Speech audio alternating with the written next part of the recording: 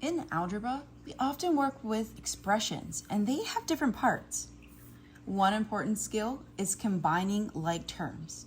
And that means that we group things together that are the same kind, just like organizing a messy closet or sorting out your bug collection.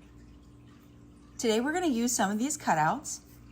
We're going to sort them and we're going to practice combining our like terms.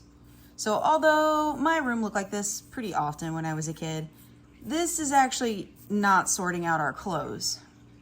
In fact, all the different kinds that we have here need to go into individual groups. I have drawers that I want to put my pants in. I have a hat rack. I have shoe racks. And I have a closet. And in my closet, I have shirts, dresses, and kurtas. I see that I have a pair of pants. Another pair of pants. I'm gonna put those together. As I'm sorting these out, I actually noticed that these are different. And if I remember, they had different sections in my closet. So although they look really similar, just like some terms in algebra, my dresses and my kurtas went in two different places. This is a kurta, and this was a dress. Okay, that's my reminder that they actually need to be in two different piles. So I'm gonna continue sorting. I have them all in separate groups. Okay, now that things are all sorted, let's go ahead and start putting things away. I notice that I have 1, 2, 3, 4, 5, 6 dresses.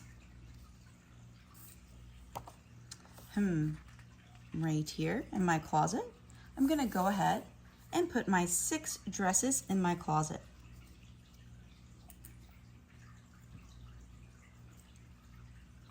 Next, I'm gonna work on my kurtas over here.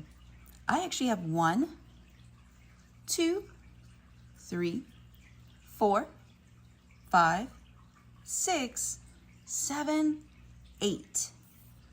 I have 8 kurtas I'm gonna put in my closet. We're just gonna get those all hung up. Okay.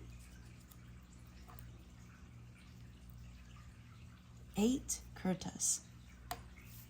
The next section that I'm gonna do are gonna be my shirts.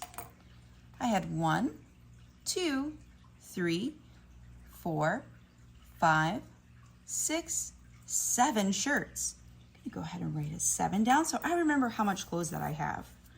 When I wanna go ask mom for some new clothes, she's gonna ask me how many I actually have. Okay, I'm gonna move my closet, all the things put away. Next is the hat rack. So I'm gonna go ahead and 1, 2, 3. I'm gonna put my hats on my hat rack. I have 3 hats on my hat rack.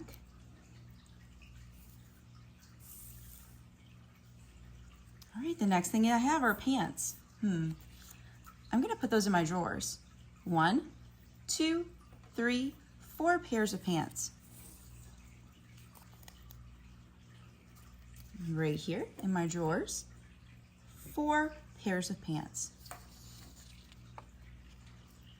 I almost lost something. Where did those shoes go? They always end up under my bed. This is a pair of shoes, so these are gonna stay together. And this is another pair of shoes, so I'm not gonna count the individual shoes. I'm gonna count 1 pair of shoes and 2 pairs of shoes. So I have 2 pairs of shoes. I'm gonna put right here on my shoe rack.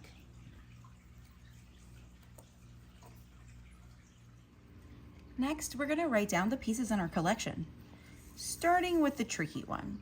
In our closet, we had 7 shirts, 6 dresses, and 8 kurtas. Okay, I'm gonna start with that first number. I had 7 shirts. I had 6 dresses. I had 8 kurtas. Ooh, what do we need to do though? I have 7 shirts and 6 dresses. And is a key word. 7 shirts and 6 dresses, and 8 kurtas. All right, let's do the next one. I really like this. I'm actually going to assign a variable to each one of these. We've talked about variables before. So let's see. For my shirts, I'm going to assign the variable S. So I'm going to say we have 7S. We made an algebraic expression using variables. 7S plus 6D plus 8K plus 3H plus 4P plus 2X. The algebraic expression using the variables that we assigned to each one of these. So what do we learn? Today we combine like terms.